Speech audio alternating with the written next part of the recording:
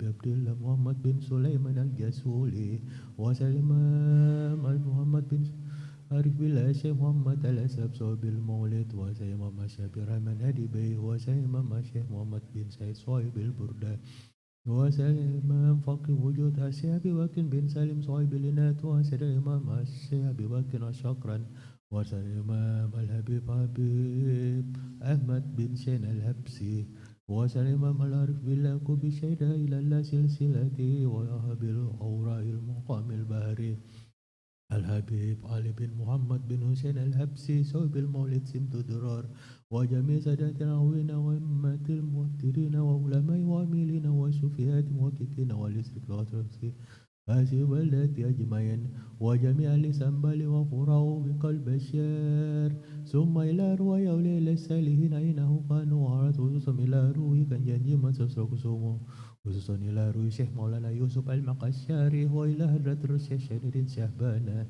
أن الله الكريم يدرة في جنة ويدعى من بركات وأسوارهم وأموارهم وألوف في الدين والدنيا والآخرة ودرة الروح شيخ عريف بن آل بن حسن ومن ألمنا ومن أجاسنا ومن دان مسلم وغروهم وإلى رواية بين أمهاتنا وبناتنا وبناتنا وإخواننا وإخواتنا وأمامنا أماتنا أخوالنا أخلاتنا شريكنا سادسنا أقربائنا وشيكنا هسس وداومة المسلمين أما خصوصا إلى ما سير الله بسكر الله بأن لا غوص برحمته والمغفرة ويسكم الجنة ونايا المسلمين ويوسم ويولي الأمم والأمة وريا ويؤلف بين قلوبهم في أرى والغداء والجور والفتن والوباء وجميع أنواع بلاء بلادنا الشتى ومن سائر البلدان المسلمين أما ورش نشرة في العلم وورقة في الأمر وسعادة في الجسد وسعادة في الرزق وتوبة قبل الموت وسعادة عند الموت وسكرة مغفرة بعد الموت وعفان عند الحساب وأمان عند العذاب ويا وجه الكريم يا الله يا رحمن يا رحيم يا حي يا قيوم يا ذا الجلال والإكرام يا وهاب يا كريم يا جواد يا حنان يا منان يا ديان يا برهان يا سلطان يا فرد يا شناد يا وتر يا ستر العيوب يا قديم اللسان يا ذا العرش المجيد يا فضل من يريد يا ذا الفضل يا دين يا جلال يا جمال يا كمال بديع السماوات والأرض يا ستر يا مجيد يا قفي يا مغني يا فتى يا رزاق في لطف أفيات وسلامات وبتمام كل سهول ومول ولات النبي أكرم سيدنا محمد صلى الله عليه وسلم الفاتحة.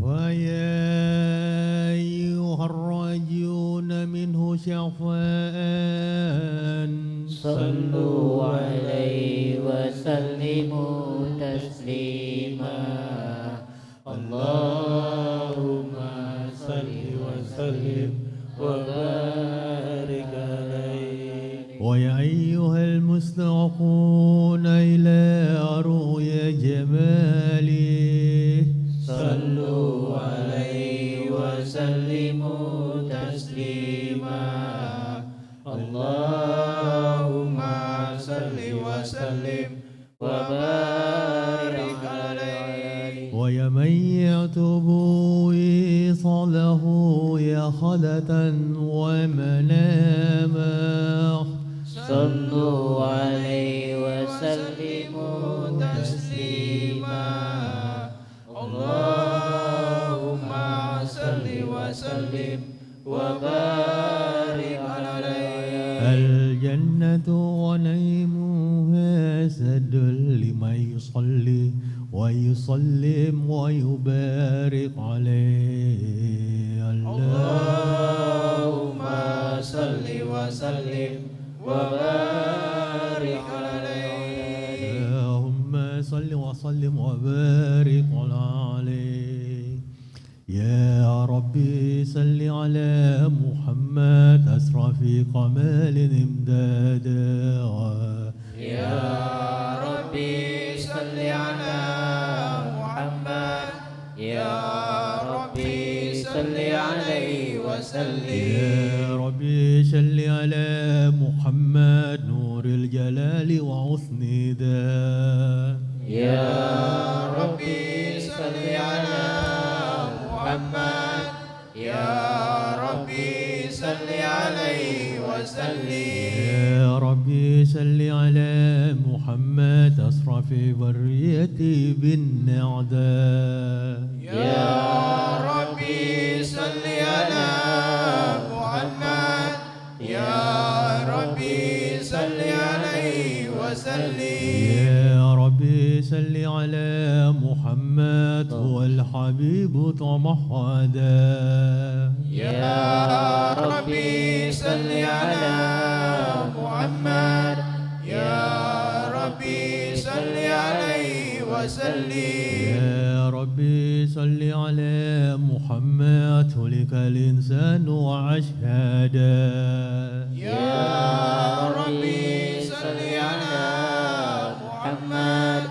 يا ربي صل عليه وسلم يا ربي صل على محمد للبرية شمس الهدى يا ربي صل على محمد يا ربي صل عليه وسلم يا ربي صل على محمد ورحمة وشافع عبدا يا ربي صل على محمد يا ربي صل عليه وسلم يا ربي صل على محمد وفي كل أمر بعدا يا ربي صل على محمد يا ربي صل عليه وسلم يا ربي صل على محمد مصطفى زين الوجود يا ربي صل على محمد يا ربي صل عليه وسلم يا ربي صل على محمد وبارك مولد محمد يا ربي صل على محمد يا ربي صل عليه وسلم يا ربي صل على محمد وقال عيدا مشهدا يا ربي صل على محمد يا ربي صل عليه وسلم يا ربي صل على محمد خير الله نفس الفداء يا ربي صل على محمد يا ربي صل عليه وسلم يا ربي صل على محمد يا ربي صل عليه وسلم يا ربي صل على محمد يا ربي صل عليه وسلم والسلام عليك زين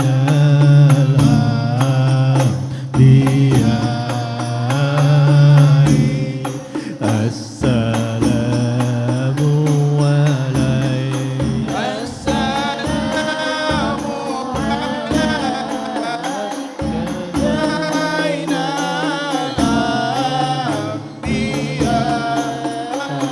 عليك السلام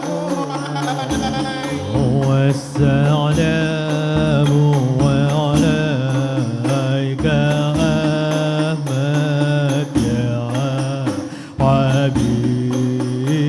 حبيبي والسلام عليك السلام عليك زين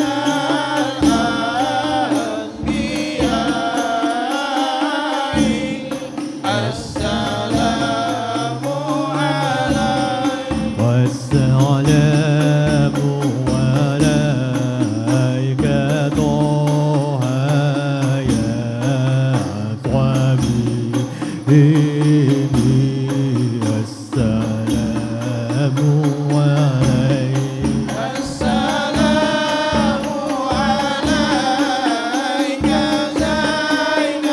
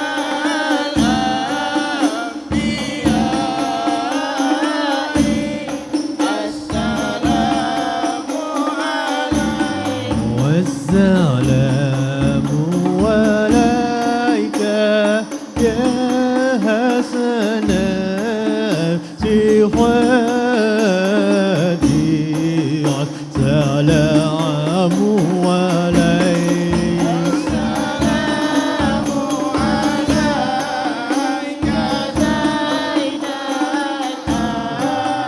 الأنبياء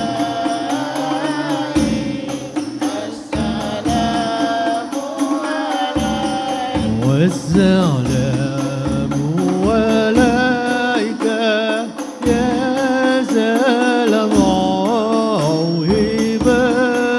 عهبتي السلام عليك السلام عليك زين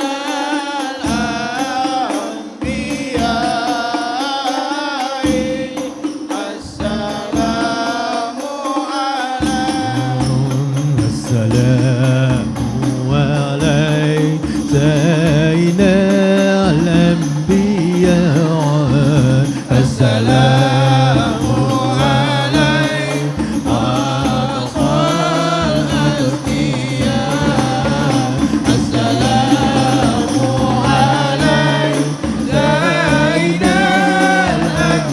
الأنبياء السلام عليك أتقى الأتقياء السلام عليك زين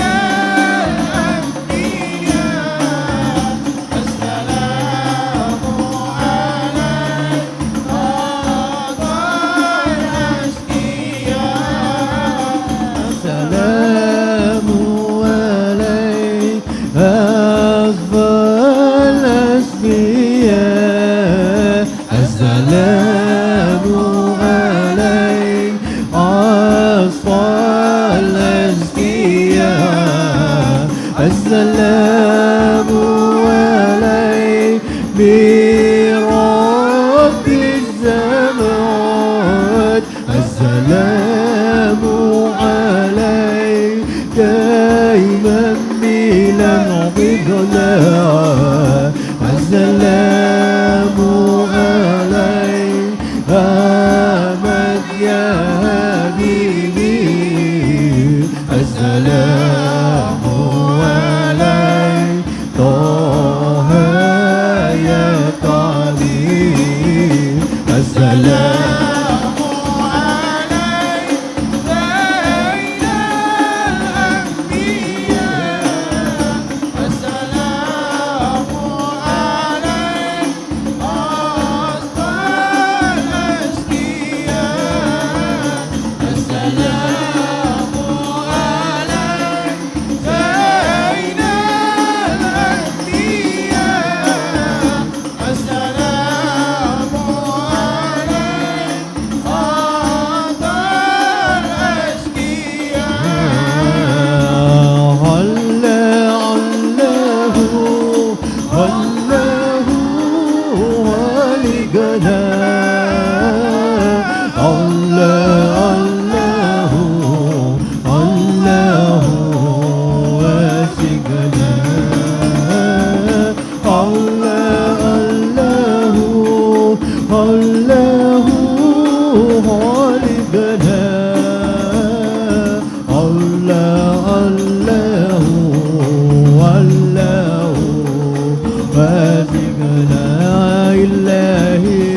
يا إلهي يا إلهي إلهي توبة قبل الممات الله الله الله خالقنا الله الله الله واجبنا الله الله الله خالقنا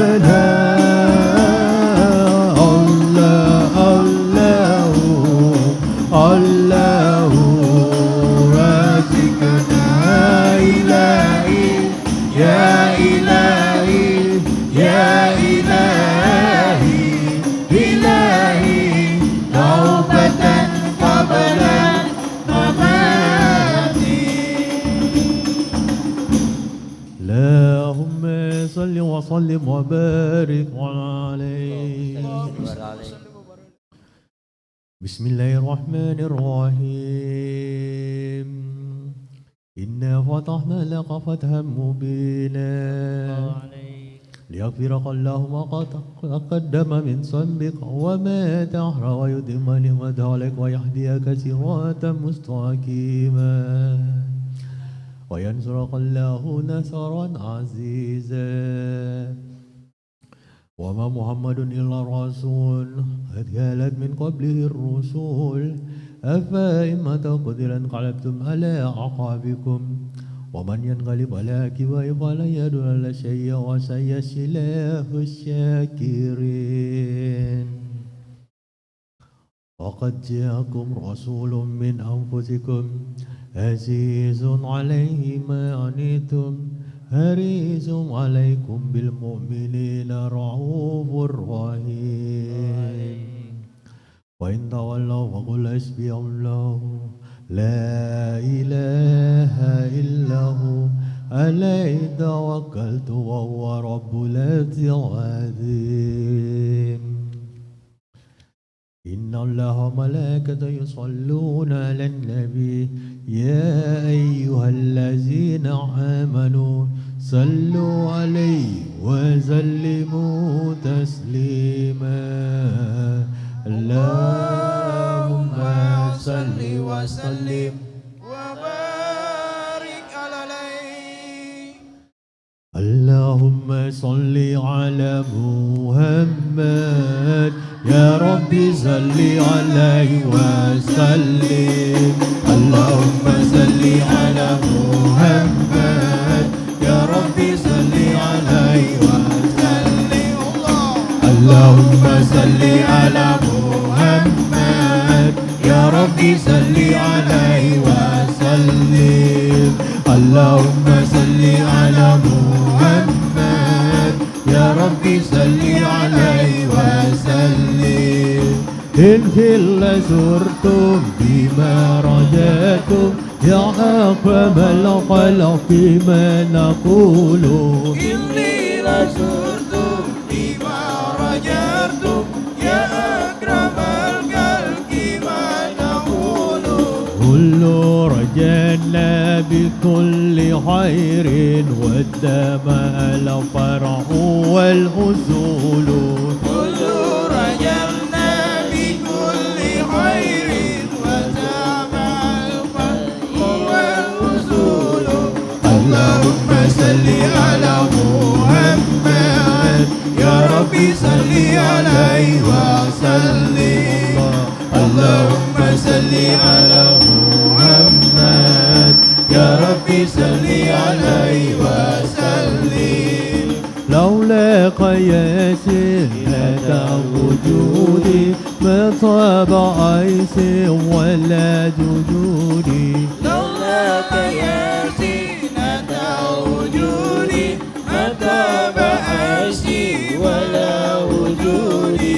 ولا ترننت بالصلاة ولا ركوعي ولا سجودي. ولا ترنمت بصلاتي ولا ركوعي ولا سجودي. اللهم صل على محمد يا ربي صل عليه وسلم. اللهم صل على محمد يا ربي صل عليه وسلم. بالله سرني فداك روحي يمضي من العبد وسجودي. بالله سلني فداك روحي يمضي من الحق والسرور. مع صب العهر يا حبيبي وليلة الوصل من قليلي. ما أسهب الهر يا حبيبي وليلة الوصل من كهيلي. اللهم صل على محمد يا ربي صل عليه وسلم.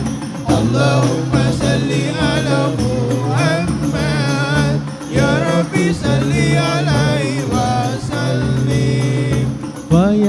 الليالي رضا علينا عود ليعطر من عودي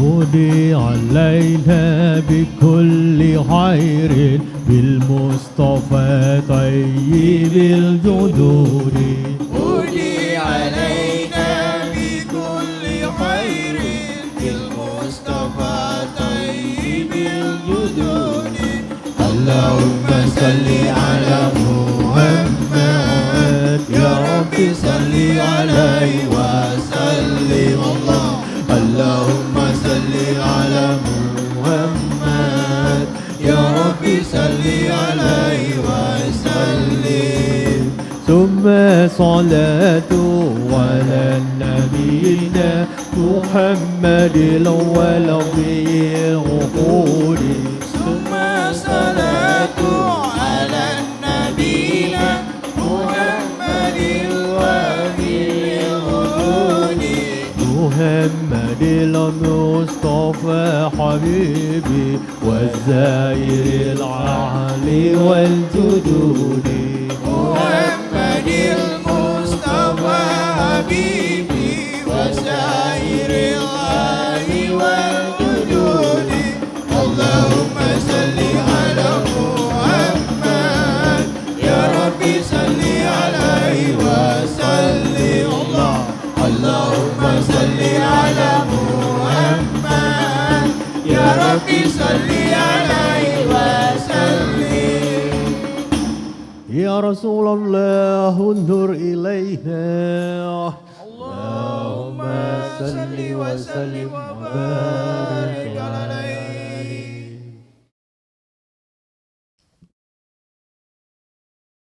بسم الله الرحمن الرحيم الحمد لله قد صلى ربة عهدا على نور الكون وسر وحياته العبدا الذي تقدم توسل سيدا فالكل منه ببرئ اهتدى وبصالك النور ومن أهل الأرض والسماوات فضلا وجودا وأشرفه مولودا المصطفى خير الهلائك من صلى وكتب بها ديوان الرقاء سجودا صلى عليهم وسلم ويصلى عليه وعليهم وصحبه عليهم أحمدا ذلك النور حافظ منه بسلامة مداءة لا يصرفك في برية بالندى هذا من نداء قلبي على محمد الذي لم يقض على فده عهدا وصرف الله مولده عند بروس وأكرم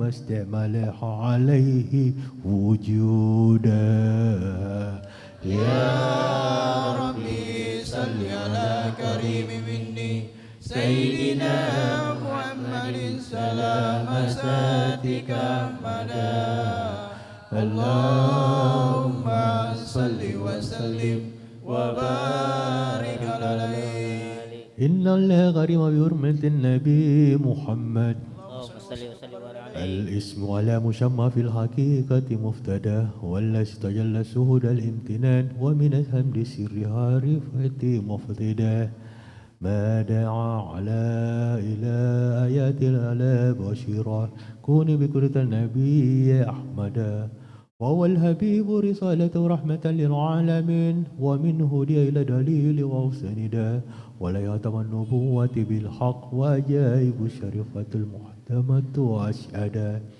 وسجود عدم إله عصى النور وجميع ملائكة مهيم سجدا وتسبح الملائكة بتسبيح علو عودت ذلك النور لأحمد ولصعير أحلى بطاهرة جمع حتى استقر من بين أبيه وعيدا وهم الإله ونور من سناه النور الصاتي بولو كان أشرفا أسيلا أمجدا ولودرب النور قد أحيا أولى من السعادة كلها في حديث ووجدا قد آمن بالله ورسوله حقا فاستوجب الناس بالجنان تخلدا وما يكن حقا بثوبه إليه ببركة هذا الصبيل وعبيده وغاث جميع أهل المخلوق والوجود وتقربه عين الوالد مولودا يا ربي صل على كريم مني سيدنا محمد سلام سلبك مددا اللهم صل وسلم وبارك عليه يا رسول الله يا نبي لك شفاعة وهذا المطلب يا نبي يا رسول الله يا نبي لك شفاعة وهذا المطلب يا نبي عند المرتجى يوم السهام اصفى لنا يا خير العذاب عند المرتجى يوم السهام اصفى لنا يا خير العذاب اصفى لنا يا حبيبنا اصفى لنا يا حبيبنا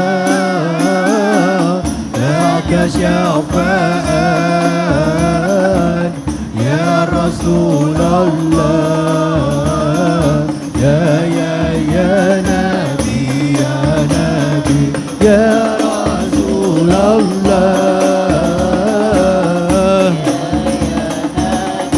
يا نبي لك شفاعة وهذا المطلب يا نبي يا رسول الله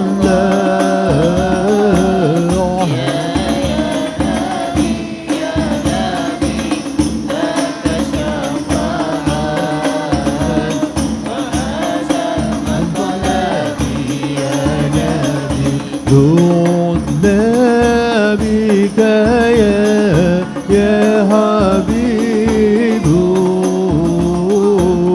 وأنت للخلق يا طبيب دعنا بك يا حبيب أنت للخلق يا طبيب اشفع لنا يا حبيبنا اشفع لنا يا حبيبنا لك شفاعة يا رسول الله يا نبي يا رسول الله يا نبي لك شفاعة وهذا المطلب يا نبي يا رسول الله يا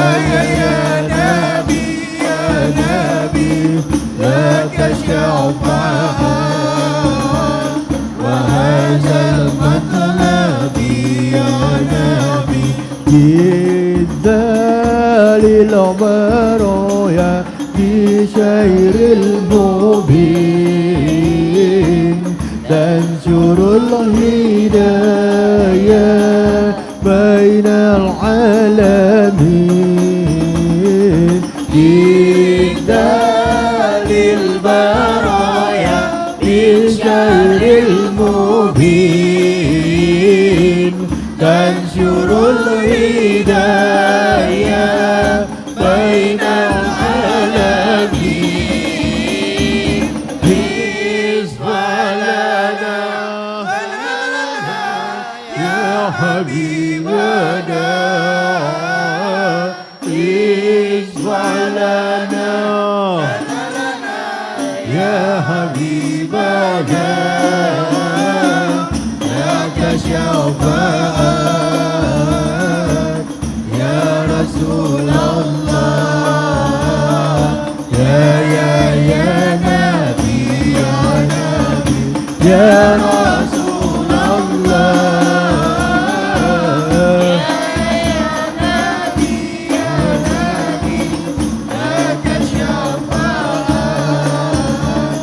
وهذا المطلب يا نبي اللهم صل وسلم وبارك عليه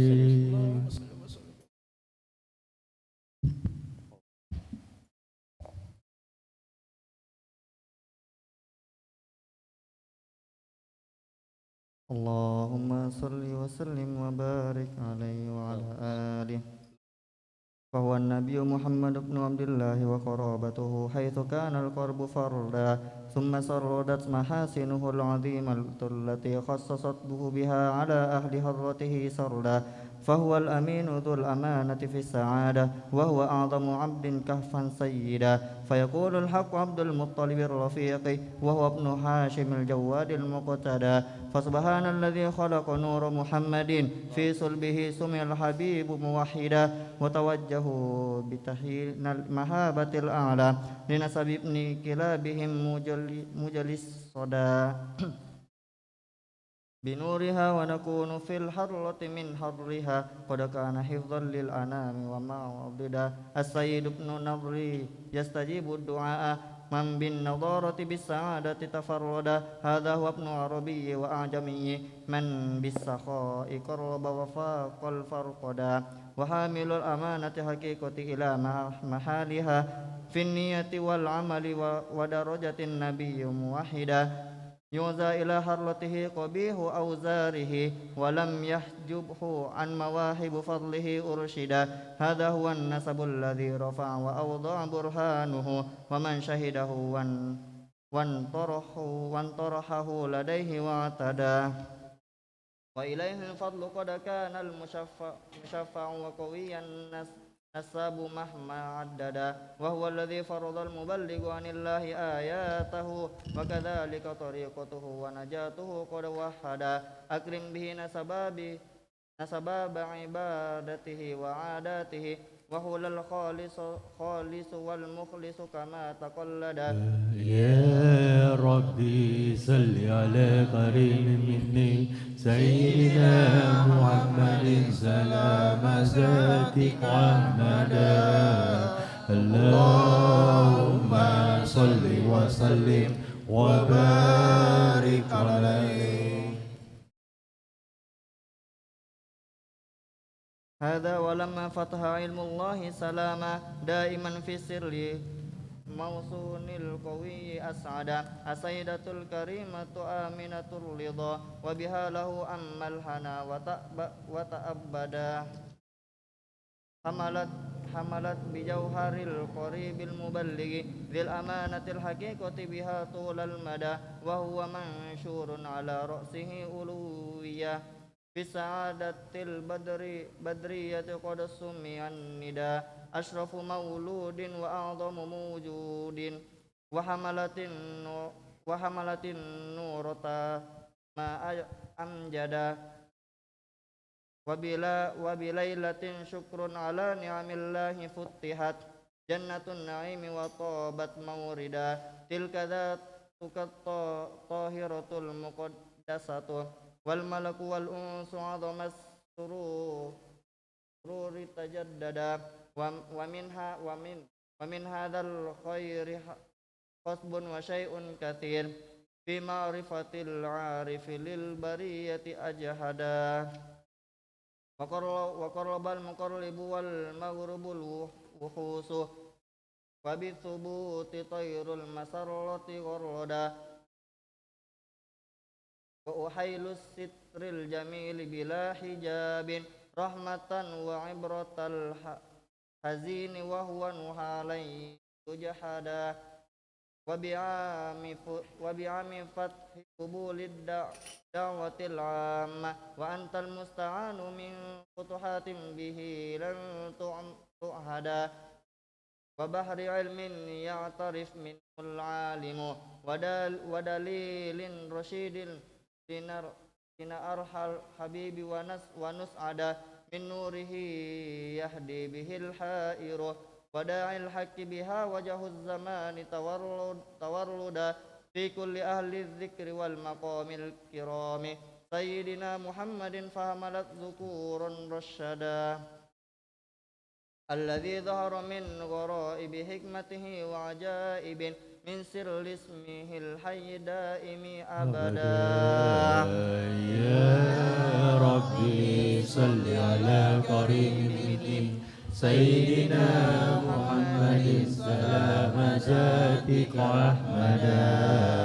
اللهم صل وسلم وبارك عليه مولاي صل وسلم دائما عبدا على حبيبك خير الخلق كلهم مولاي صل وسلم دائما أبدا على حبيبك خير الخلق كلهم هو الحبيب الذي ترجى شفاعته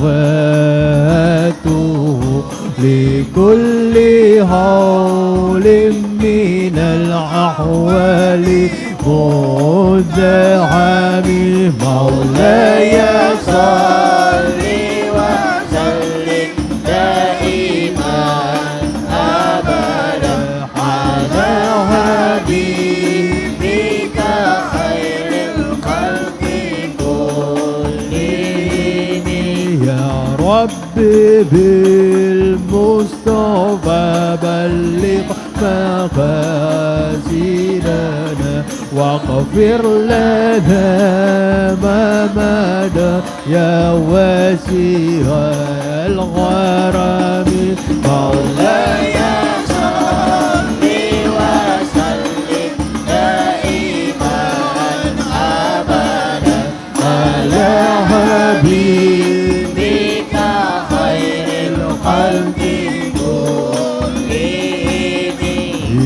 إذا قناها غفيرا جاء زمنه بالتمت يداه في الجحيم مخلدا مولاي صل وسلم دائما أبدا على حبيبك خير الخلق كلهم غدا أنه في اليوم الاثنين دائما يكفف عنه للسرور بأحمل مولاي صل وسلم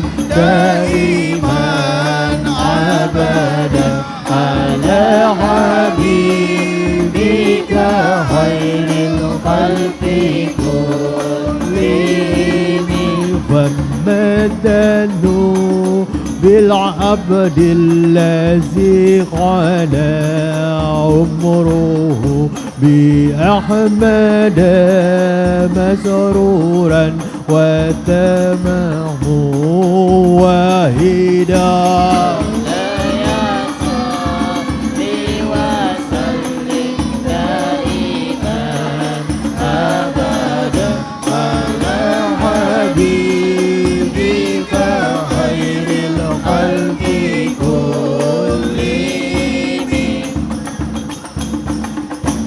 اللهم صل وسلم وبارك عليه.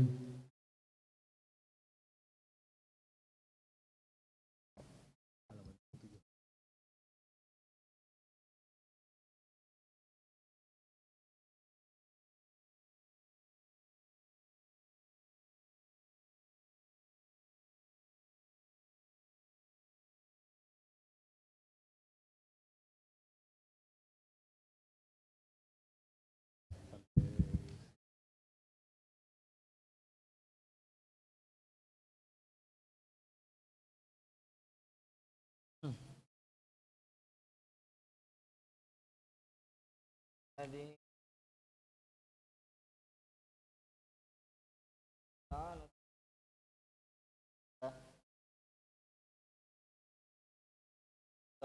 أو تهم إلى حمله رحمة لكل أوليائه مودة وعين حبيب أب وأجودا وبطيبة جميع جوارح وأزكنا وصدق فقام في الركيب سرعانا في هذه الخير المجددة فإن حدا ثواب ذلك أنواره أنبياءنا للمقصد بشهادة عالمنا ومقصد ودعوته العامة وكما شرفنا حديث فهدنا الصراط التي هدى وكما أنعمت علينا رجاءنا هذا الأكوان من صحته فضلا العبد الذي تم شفيع الأعظم صل الضلال مبددا جاما إليه التوسل والحال بحق ذاته وأسماء صفاته له المقام والكلام وعظيم الخلق أعظم الخلق وأشرفهم التي هدى ولما خلق الله نور النعيم معهما ذلك النور ولها توردا ورفعت شأنه وأوضعت برهانهم شمس الهدى حضرة الجلال وعودا صلى الله على محمد صلى الله عليه وسلم صلى الله على محمد يا ربي صل وسلم. اللهم صل على سيدنا ومولانا محمد يا نبي سلام عليك يا رسول سلام عليك يا حبيب سلام عليك صلوات الله عليك يا نبي سلام عليك يا رسول سلام عليك يا حبيب سلام عليك صلوات الله عليك أسرك النور الحبيب مصطفى النبي محمد وللآل القول العامين وسرور قد تجعل على يا نبي سلام عليك يا رسول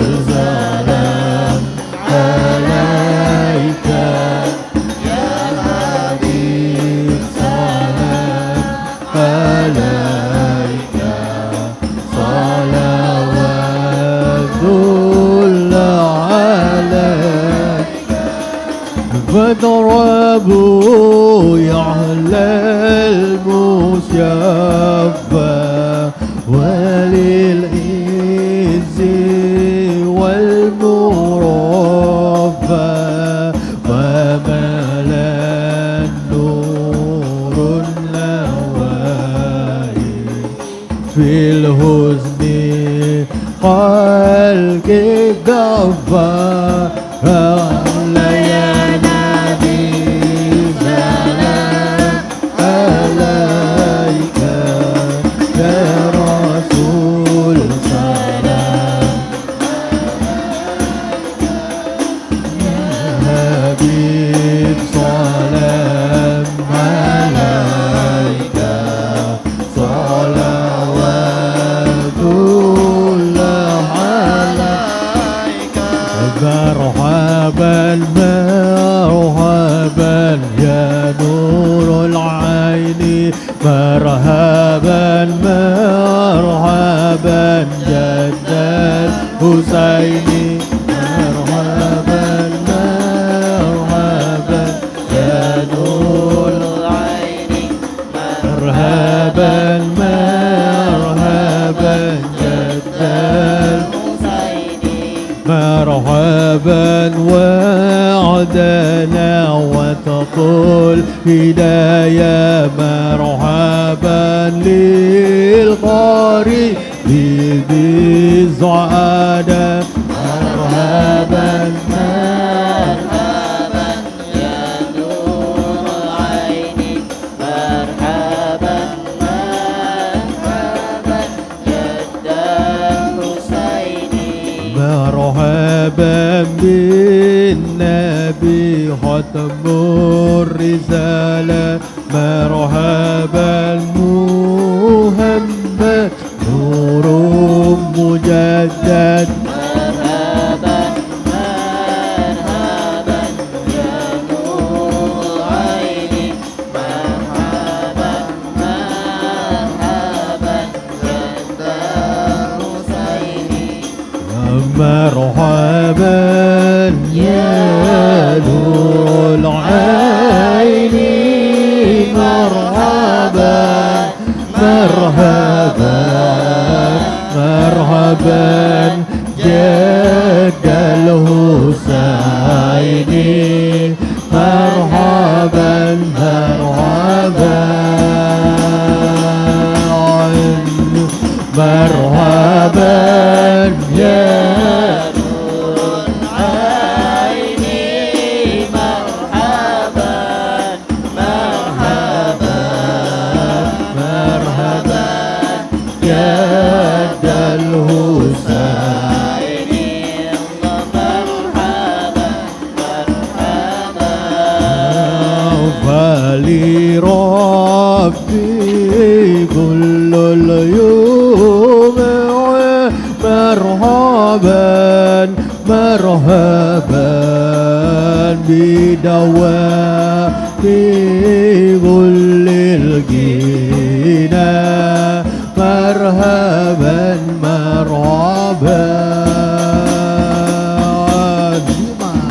مرحبا يا نور العين مرحبا مرحبا مرحبا جد الحسين مرحبا مرحبا أبرز الله المصطفى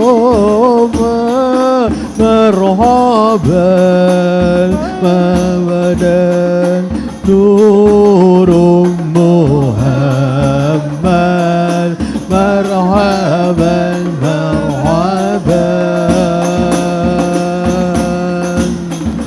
مرحبا يا نور العين مرحبا مرحبا مرحبا جد الحسين مرحبا مرحبا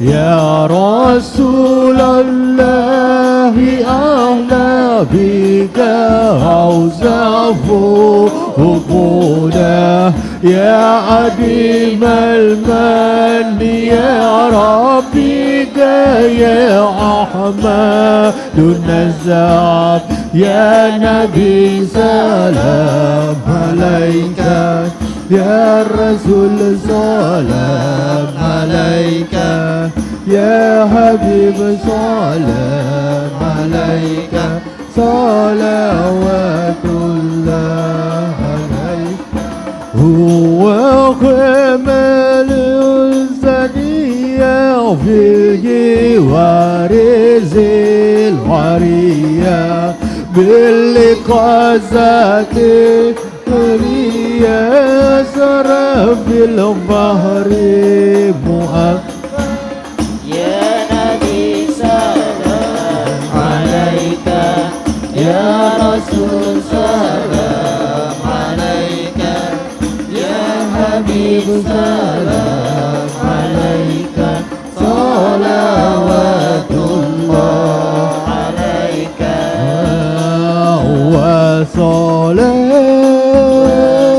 وصلاة عليه العهرة شفيع خير الأنعام وصلاة عليه الأكرام شفيع خير للأنعام صلى الله على محمد مرحبا صلى الله عليه وسلم مرحبا صلى الله على محمد مرحبا صلى الله عليه وسلم مرحبا سلاما له بالدوام كل حين مذهبا سلام له بالدوام كل حين مذهبا صلى الله على محمد مرحبا صلى الله عليه وسلم مرحبا صلى الله على محمد مرحبا صلى الله عليه وسلم مرحبا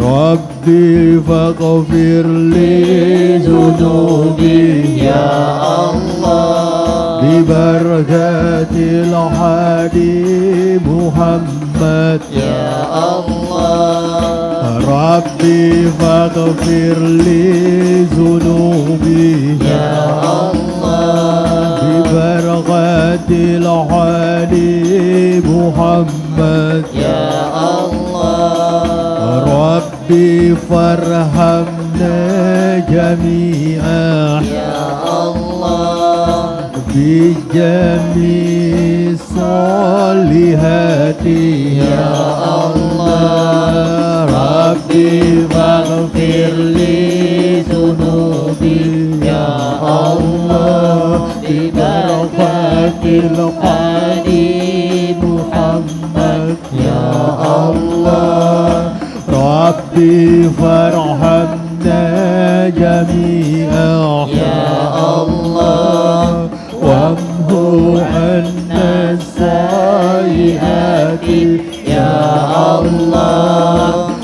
ربي فاغفر لي ذنوبي يا الله ببركة الهادي محمد يا الله.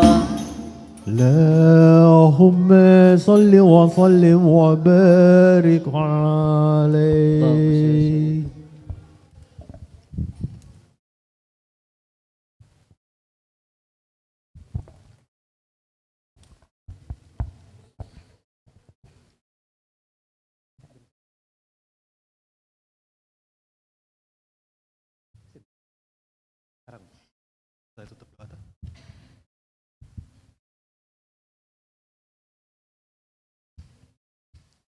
Bismillahirrahmanirrahim.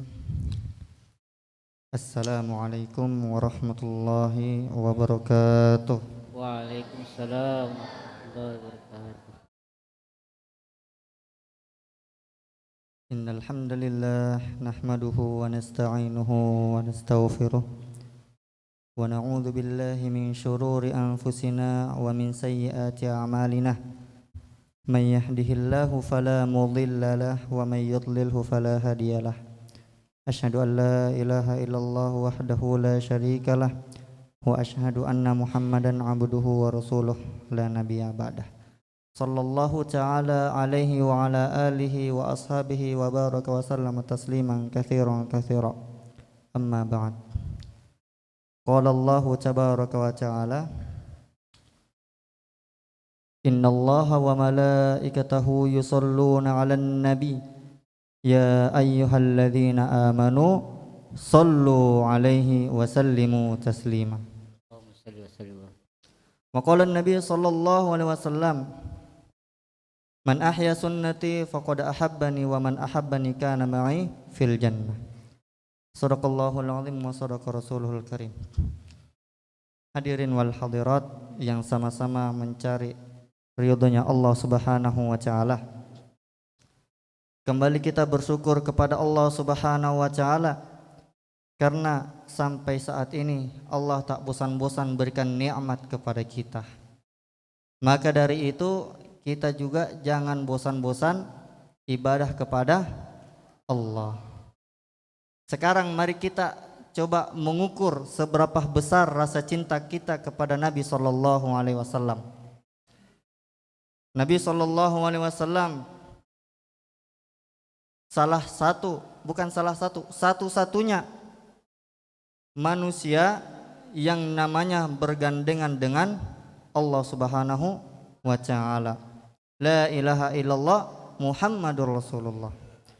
Bahkan dikatakan ketika Nabi Adam alaihissalatu wassalam diturunkan ke alam bumi, maka tobat Nabi Adam alaihissalam diterima ketika bertawassul kepada baginda Nabi sallallahu alaihi wasallam.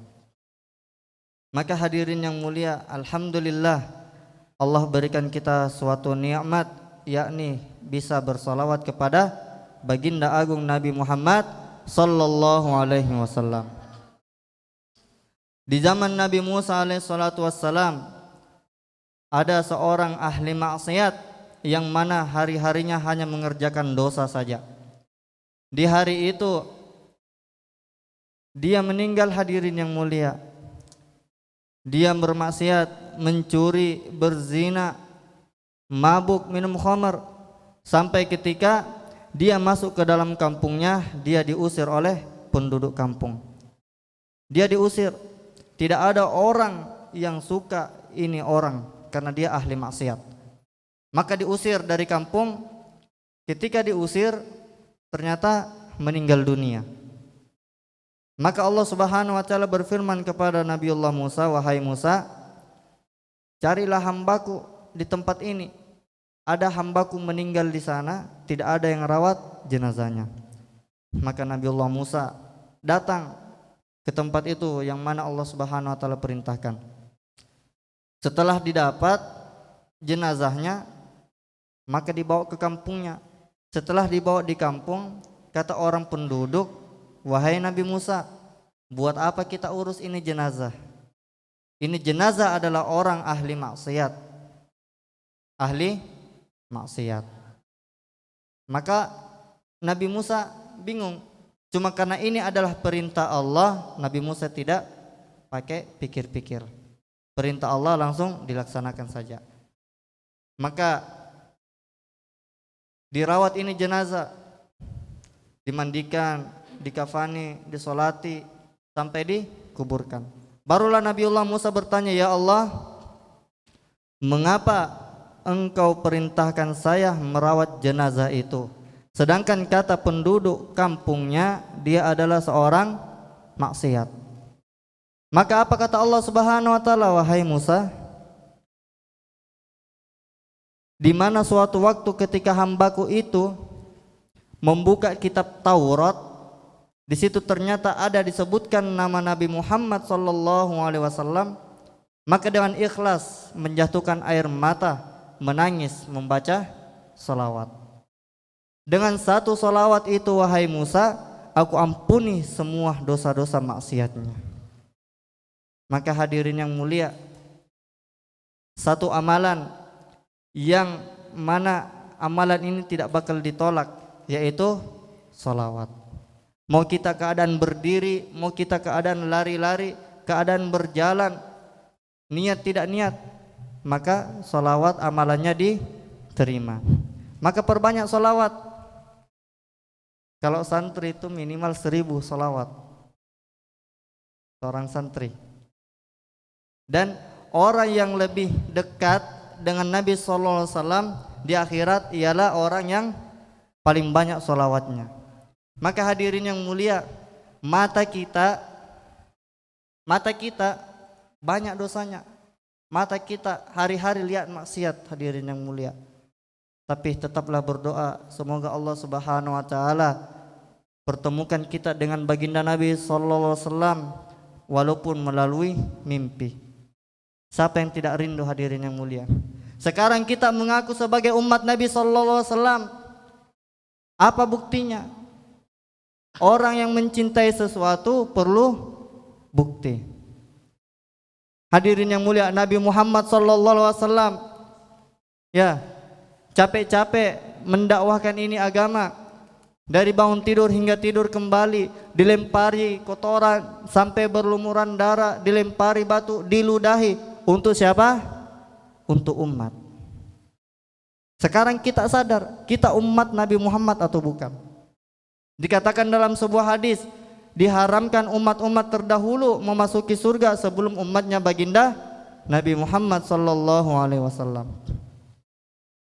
Kata Rasulullah sallallahu alaihi wasallam, semua umatku akan memasuki surga kecuali yang enggan. Maka para sahabat bertanya, ya Rasulullah, siapa itu yang enggan? Maka Rasulullah sallallahu alaihi wasallam bersabda, barang siapa yang menghidupkan sunnahku, yang mengikutiku, maka ialah yang masuk surga, dan barang siapa yang tidak mengikutiku, maka dialah orang yang enggan. Maka hadirin yang mulia, posisi kita saat ini ada di mana kira-kira?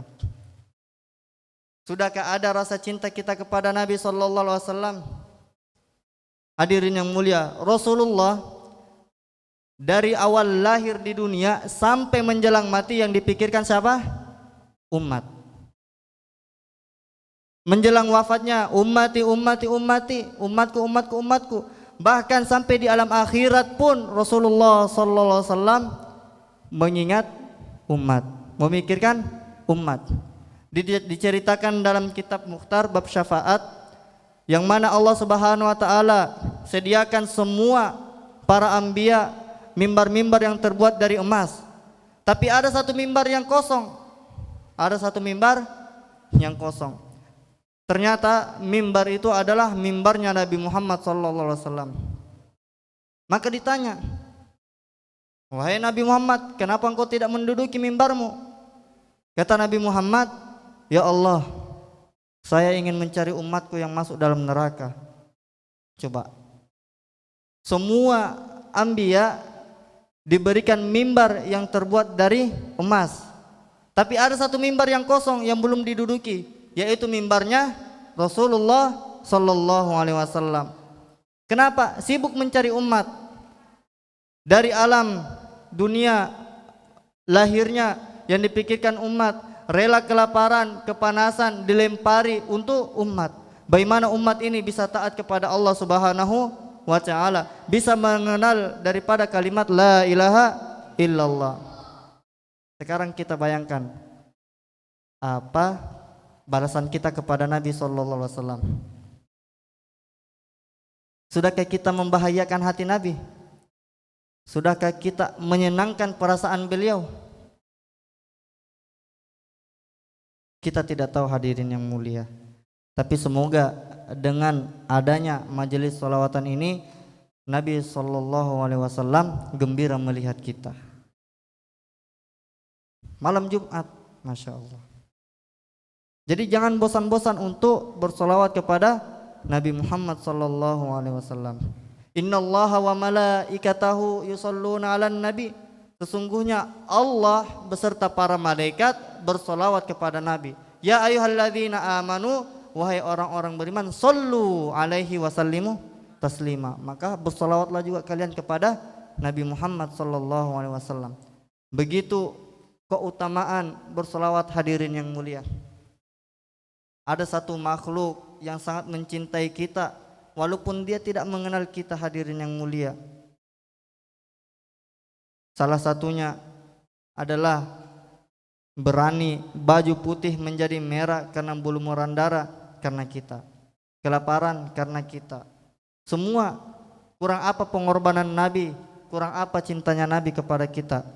Sekarang kita bagaimana perasaan cinta kepada Nabi sallallahu alaihi wasallam. Maka hadirin yang mulia, yang paling penting adalah istiqomah. Masya Allah, ini majelis Al-Munawwarah tiap malam Jumat. Tiap malam Jumat istiqomah lebih baik daripada 1000 karomah. Jadi ajak orang-orang yang belum mengenal Nabi menjadi kenal Nabi, yang belum cinta kepada Nabi menjadi cinta kepada Nabi melalui perantara juga, salah satunya adalah perbanyak sholawat seperti majelis ini. Majelis ini kita tidak lihat, akan tetapi hadirin yang mulia, pribadi saya kalau mahalul qiyam itu pas ada bacaan sallallahu alaihi sayyidina Muhammad, itu saya merinding, seakan-akan ada sosok yang hadir. Begitu. Coba kalau kita bersolawat, kita anggap, rasakan ini solawat seakan-akan Nabi sallallahu alaihi wasallam melihat kita dan merasakan bahwa beliau gembira terhadap apa yang kita lakukan. Siapa yang lebih mulia daripada lahirnya Nabi sallallahu alaihi wasallam? Api seorang majusi yang tidak pernah mati, ketika Nabi sallallahu alaihi wasallam lahir, itu api menjadi mati. Kelahirannya Nabi begitu mulia baginda Nabi sallallahu alaihi wasallam, sampai terakhir orang yang terakhir kali masuk surga. Ketika itu Allah Subhanahu wa taala berfirman kepada malaikat, "Wahai malaikatku, coba pergi ke neraka dan lihat apa yang terjadi di sana." Maka ketika tirai dari neraka dibuka, ternyata masih ada umatnya Rasulullah yang masih tinggal di neraka. Berteriak, "Wahai Muhammad, tolong saya. Wahai Muhammad, selamatkan saya." Maka menangis ini malaikat Jibril alaihissalam. Maka kembali lagi kepada Allah Subhanahu wa taala dan melaporkan, "Wahai Jibril, apa yang kau lihat?" Maka apa kata malaikat Jibril? "Ya Allah, saya melihat ada umatnya Nabi Muhammad di neraka." Maka diperintahkan, pergilah ke surga cari Rasulullah. Maka malaikat Jibril pergi ke dalam surga dan menemui baginda Nabi sallallahu alaihi wasallam. Di situ beliau sedang duduk di bawah pohon. Maka ketika didatangi oleh malaikat Jibril, Nabi sallallahu alaihi wasallam bertanya, "Wahai Jibril, mengapa engkau menangis?" Maka jawab kata malaikat Jibril, "Ya Muhammad, seandainya engkau tahu, engkau bakal lebih menangis daripada saya." Maka diceritakan peristiwa itu, ternyata masih ada manusia umatnya Rasulullah yang masuk dalam neraka. Maka menangis baginda Nabi sallallahu alaihi wasallam. Maka pergilah menghadap Allah, sujud di hadapan Allah Subhanahu wa taala, Maka Allah berfirman, wahai Muhammad, angkat kepalamu. Apa yang engkau minta, apa yang engkau inginkan, bicara. Maka apa kata Nabi Muhammad SAW? Ya Allah, umatku masih ada dalam neraka ya Allah. Angkat dia, masukkan dia ke dalam surgamu. Maka hadirin yang mulia, segera itu pun, sewaktu itu pun Allah Subhanahu wa taala angkat umat yang terakhir kali tadi masuk ke dalam surga. Maka ketika masuk di dalam surga, karena tubuhnya gosong hangus, maka dia dikasih mandi di sungai kehidupan. Barulah badannya kembali normal, akan tetapi ada cap di jidatnya, cap jahanam.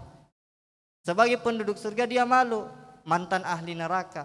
Maka berdoa mereka, ya Allah hilangkan ini cap. Barulah Allah Subhanahu wa taala hilangkan. Maka disitulah orang-orang kafir berkata, Rabbana abasarna wa sami'na farji'na na'mal solihan inna muqinun. Rabbana abasarna, ya Allah ya Rabb kami, sesungguhnya kami telah melihat, wa sami'na dan mendengarkannya, farji'na na'mal solihan inna muqinun. Maka kembalikanlah kami di dunia, niscaya kami akan berbuat amal soleh. Tapi hadirin yang mulia, mau kita menangis darah sampai bernana-nana di akhirat, tidak akan ada lagi yang namanya kembali di dunia. Sekarang mumpung kita masih hidup nih, jangan disia-siakan. Perbanyak salawat kepada baginda Nabi SAW. Perbanyak salawat. Kita tidak tahu salat kita diterima atau tidak, puasa kita diterima atau tidak, zakat kita diterima atau tidak.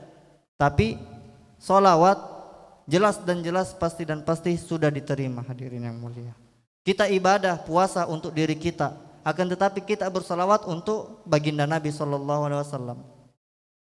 Niat semua insyaallah. Insyaallah. Maka Masya Allah ada satu program seperti majelis ini, kalau bisa kita ikuti terus, bantu terus, bagaimana supaya orang ini mengenal daripada yang namanya salawat, bersalawat kepada baginda Nabi SAW. Ya, mungkin cukup sekian yang bisa saya sampaikan, kurang lebihnya mohon dimaafkan. Wassalamualaikum warahmatullahi wabarakatuh. Bismillahirrahmanirrahim. Allahumma salli ala habibika sayyidina Muhammad wa ala alihi wa sahbihi ajmain walhamdulillahi rabbil alamin. Allahumma salli ala sayyidina Muhammad wa ala ali sayyidina Muhammad kama salakta ala sayyidina Ibrahim wa ala ali sayyidina Ibrahim wa barik ala sayyidina Muhammad wa ala ali sayyidina Muhammad wa ma barakta ala sayyidina Ibrahim wa ala ali sayyidina Ibrahim fil alamin innaka Hamidun Majid.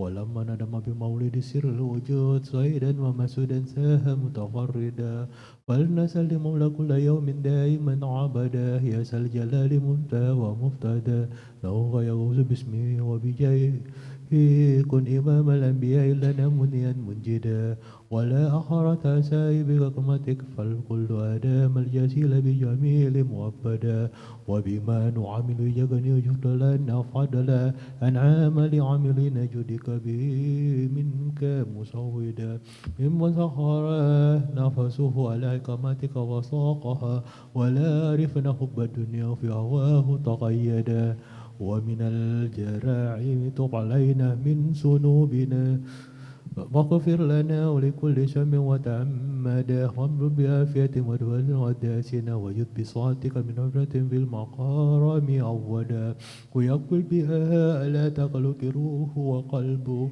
ويخر بها سر الحبيب على معرفة أشهدا وارتبط بها أن يمن أمره بين القف والنون القوس مخلصا لغير برية جيدا وسار فداء إلى الله على بشير عفد العبد نفده ما توث ونوردا وقاس صلق طريقتهم واهتدى من المؤمنين جمع وبالكمال قريب تحلدا والنور إلى نور نور بنياتك والنور بين واغفر الألباب ومحدا واغفر لنا ولوالدنا وأولادنا وإخواننا وإخواتنا وأمامنا وعماتنا وأخوالنا وأولادنا ومشايخنا ومشايخنا وتواسنا وأهبائنا وأبل ودنا ووفد آبائنا وأسواق الحقوق لنا وشب وقبيكنا من أوسان بدعاء ومن أحسن إلينا من فارس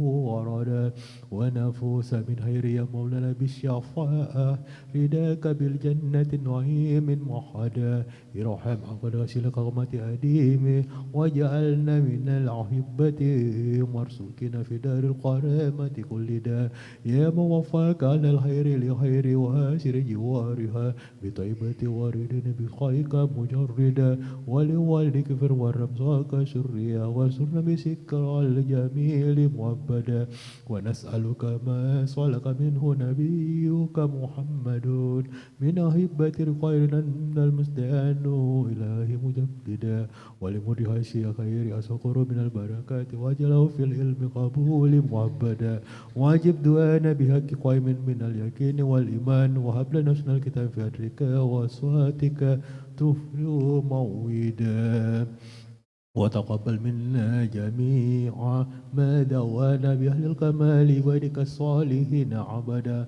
وصلى الله على مولانا ألف الصلاح وألف السلام على ديوان السعادة أحدا وأهل الأسراف وأصحاب وسريات طيب هاجسا منيا واسلا كما أعتدى اللهم دينا فيمن حديت وعافنا فيمن عافيت وتولنا فيما توليت وبارك لنا فيما أعطيت ويكينا برحمتك شر ما قضيت فإنك تقدر ولا يخدع إليك فإنه لا يسيل من عليك ولا يئس من عطيك تباركت ربنا ولا تعليك ولك الحمد على ما قضيت نستغفرك وأتوب إليك ربنا تقبل منا إنك أنت السميع العليم وتب علينا إنك أنت التواب الرحيم سبحان ربك رب العزة عما يصفون وسلام على المرسلين والحمد لله رب العالمين. الفاتح.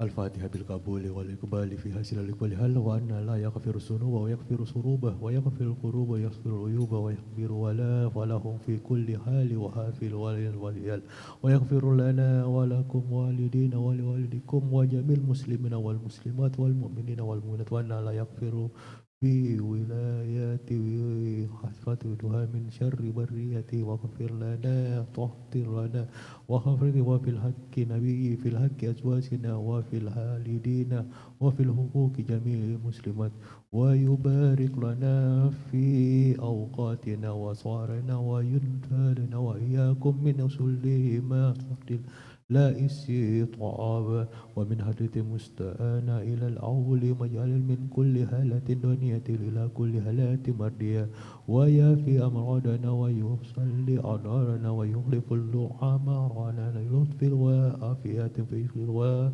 بإتقاطنا ويسين خلنا ولا في كل ما نويه شحرف بنال بناسا وإله النبي محمد صلى الله عليه وسلم. الفاتحة.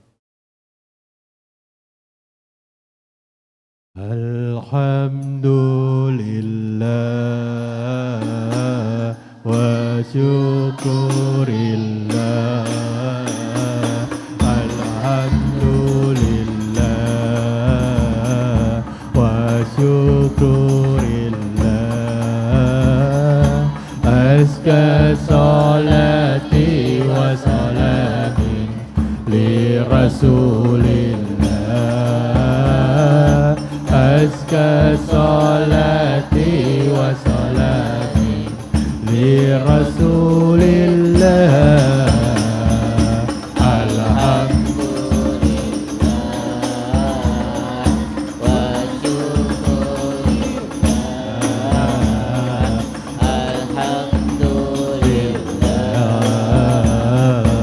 وشكر الله أزكى صلاتي وسلامي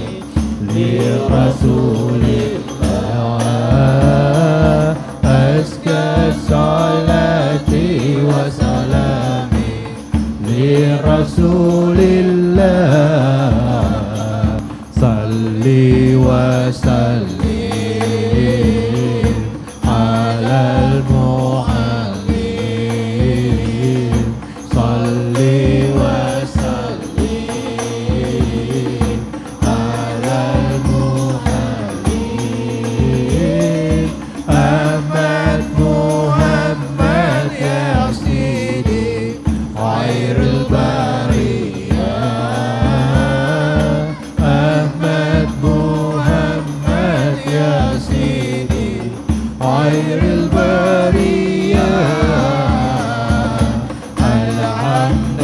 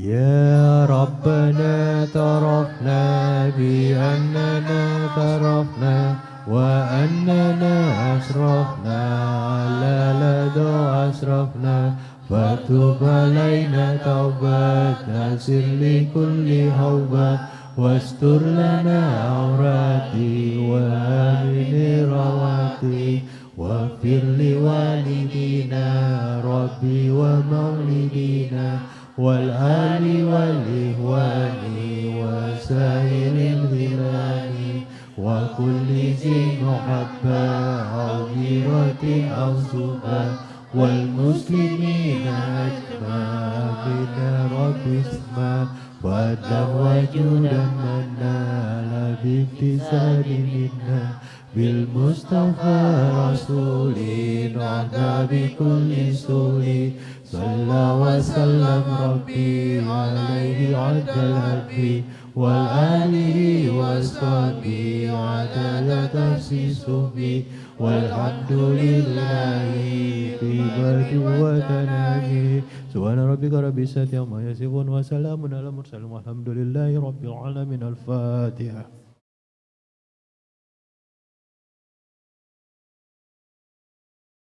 Subhanallah wa bihamdihi asyhadu an la ilaha illa anta astaghfiruka wa atubu ilaik. Assalamualaikum warahmatullahi wabarakatuh.